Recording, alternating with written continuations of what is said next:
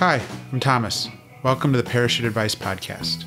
My life has taken a lot of twists and turns, and on this podcast, I will dive into those experiences. The goal is to help everyone listening learn from my experiences and hopefully avoid some of the mistakes I've made.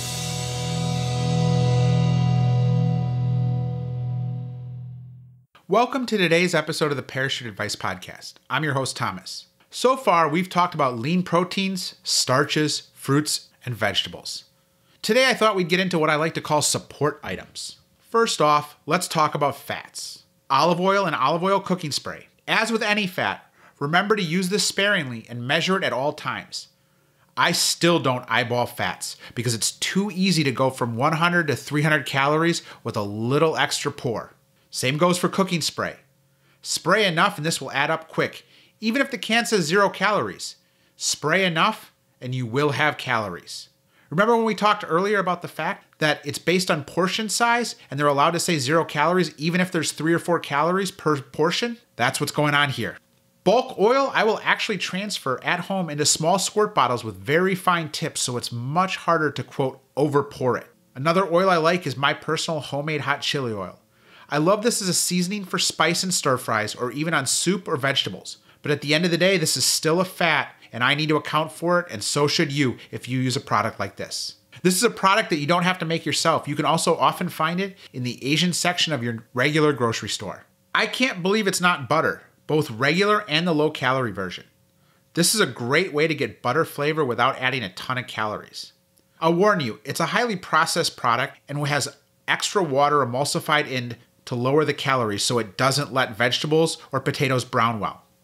But for example, a 14-gram serving of butter is 100 calories, while I can't believe it's not butter is only 70 calories, and the low-calorie version is only 30 calories per 14 grams.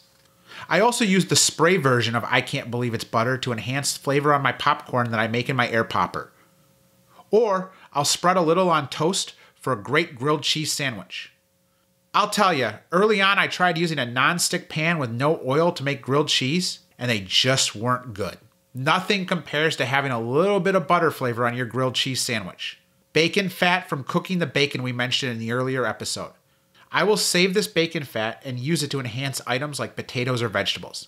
I love that a single 14-gram serving of bacon fat is only 126 calories, but will easily flavor an entire cookie sheet of potatoes or several servings of vegetables. Butter. What do I say other than sometimes you just need butter in your life? I use this very sparingly, but do not completely eliminate it from my diet.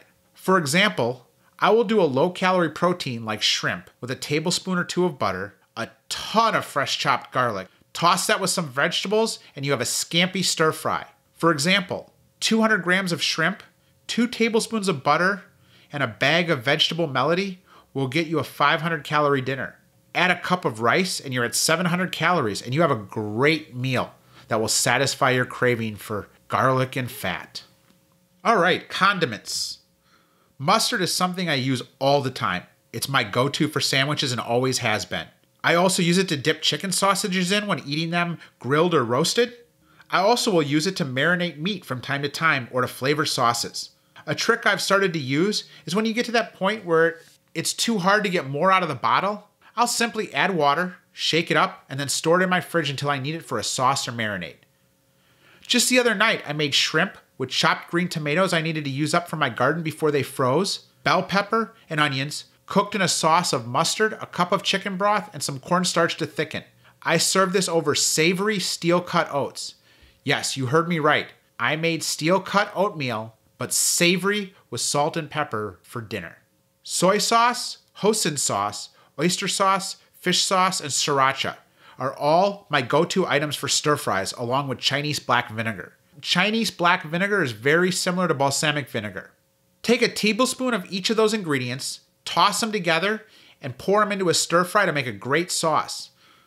Again, make sure you're measuring these by the gram, especially the oyster sauce and the hoisin sauce due to their sugar content. Fish sauce is an acquired taste, but if you've ever had Thai, Laotian, or other Southeast Asian dishes, you've likely had fish sauce. Don't be afraid of it. Once cooked into the dish, it just adds a salty umami flavor. Sesame oil goes great in stir fry, but again, this is a fat. If you're not careful, it will ruin your calorie total for the day. Hot sauce. Hot sauce is a great flavor add item and has very little calories if you're getting basic ones like a Tabasco or a Red Hot. Some of these new fancy hot sauces have added sugar and fat, so read the labels to be safe. I personally love Chipotle Tabasco sauce for its heat and smoky flavor. Put that over some egg white omelets, and you have a great breakfast. Light mayo is a nice add for sandwiches or over a nice sushi rice bowl, or as I mentioned in an earlier episode, all over my kimchi fried rice. Apple cider vinegar or rice wine vinegar, both are great to enhance flavors. Have you ever made a soup and found that no matter how much you season it, it just tasted flat? Add a teaspoon splash of vinegar next time and it will brighten up the entire soup. Pre-made Korean barbecue marinade or gochujang, fermented Korean red chili paste. Both of these are high in calories, so be cautious, but they pack so much flavor in marinades on lean proteins, it's worth it for the taste. Just remember to account for the calories. I usually assume 50 to 75% of the calories gets on the food and the rest is lost when you take the protein out of the marinade. That's assuming you throw out the marinade and don't cook the food in the marinade. Pickle juice. Why is this here? Well, it's a great quick marinade for chicken. I've even heard that this is Chick-fil-A's secret to great chicken. Whether it's true or not, I have no idea, but I do know my chicken tastes amazing after being brined overnight in pickle juice. Dairy. I'll tell you, I've never been a big fan of milk, so I rarely ever have that on hand. I do keep 70 and 80 calorie cheese sticks from Aldi's on hand, like the Gouda and Pepper Jack gourmet cheese sticks. Cheese sticks can be tricky because I've seen them range from 60 to 120 calories depending on the cheese and the portion size, yet they will look similar in volume and size. 50 calorie low-fat string cheese is another great snack option as well as a filler when packing your lunch. Fat-free or low-fat shredded cheese for topping egg skillets or mixing into grits, or just sprinkling over some dinners like a rice bake. Laughing Cow brand cheese wedges. I use these a lot, ranging from just eating them on their own to spreading them like cream cheese or mixing them into side dishes like instant mashed potatoes or my grits. Mini Bries from Aldi's are phenomenal. They're a great way to change up the cheese game with your lunch or as a snack. Though I don't get them often because I do find they are a bit pricey compared to other cheese snack options. Nutritional yeast. Why is this in dairy? I add this here because I use it as a Parmesan cheese substitute for on my popcorn or in conjunction with fat-free cheese and things like grits to get a more funky cheese flavor with minimal extra calories and no added fat. Fat-free plain Greek yogurt is another item I keep on hand to eat as a snack or in place of sour cream. Now let's talk about pre-made or packaged foods and some of the ones I keep around the house. Kraft mac and cheese, made with just water, no milk or butter. Instant ramen. This is a secret love of mine, and I've spent a lot of time finding the healthiest options. First off, they are high in salt and fat. Surprised? I was too, till I learned that the way they cook and dry the noodles traditionally was by frying them in palm oil, so they're always high in fat. You need to either go online or better yet, find your local Asian market and explore the ramen section. You're looking for air-dried noodles. If you put two of the same brand side by side, one traditional and one air-dried, the calories will be 200 less on the air-dried package versus the oil-fried one. I personally think the noodle texture is better on the air-dried noodles. Mart sells a fantastic frozen kimchi pancake at about 170 calories per serving. They're great from the oven or pan-fried non-stick with no oil. Frozen mussels and tomato sauce can be found at a lot of local grocery stores. They're great, low-calorie, high-protein option. Healthy brands of TV dinners and prepackaged meals can be an option too. I personally rarely buy them, but they're definitely an option. Just watch the sodium on those. Finally, what I like to call adult Lunchables, like the Hillshire Farms curated adult meat and cheese samplers or the Oscar Mayer P3 snacks. Again, check the nutritional labels because the amount of calories vary greatly between one to the other. Snacks and sweets. Halo Top or Enlightened ice cream bars, just be careful because some are much higher than others in calories. I would also test these out before committing because the sweetener they use does not sit well with everyone. For me, I can eat one bar a day and not have an issue.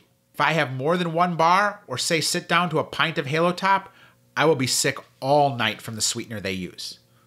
I also keep powdered peanut butter and powdered chocolate peanut butter on hand. It works great in Asian dishes to thicken the sauce and add a peanut flavor. It also goes well to satisfy a craving for peanut butter with far less calories and fat. But I will warn you, it's not peanut butter. It'll help with the cravings, but it will never replace peanut butter. Sugar-free firework pops and sugar-free fudgesicles. The fudgesicles are great dipped in a little powdered peanut butter. Fat-free Greek yogurt, either plain, mixed with some powdered peanut butter and sweetener like stevia, or my personal favorite, the Dannon Light and Fit, fat-free in flavors for an extra kick of protein while eating something that tastes like dessert. Some of my favorite flavors are the pumpkin pie, cherry, banana cream, and coconut cream. For salty, I keep seaweed Rice Crisps from Mart on hand.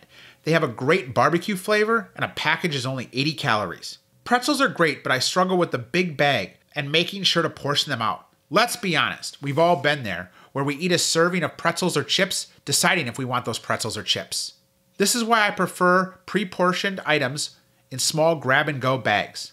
Plus, there's something more satisfying about eating the, quote, whole bag versus a little bowl. Sea salt flavored rice cakes, another great salty snack for only 35 calories apiece. Popcorn, I make either in an air popper or a no oil added microwave popper. Seaweed snacks from Mart, but you can find these in most grocery stores now. Pickles. I love pickles. These do a great job satisfying that desire for a salty snack in the evening. Just make sure you're not getting pickles with added sugar. Check the labels. I hope this list of food items to help complement your main meals helps you in this journey. Just remember, eating on a diet doesn't have to be boring or light on volume. Both are easily done and will make this whole journey much easier to travel. Thank you for listening, and I look forward to you joining me for future episodes of the Parachute Advice Podcast.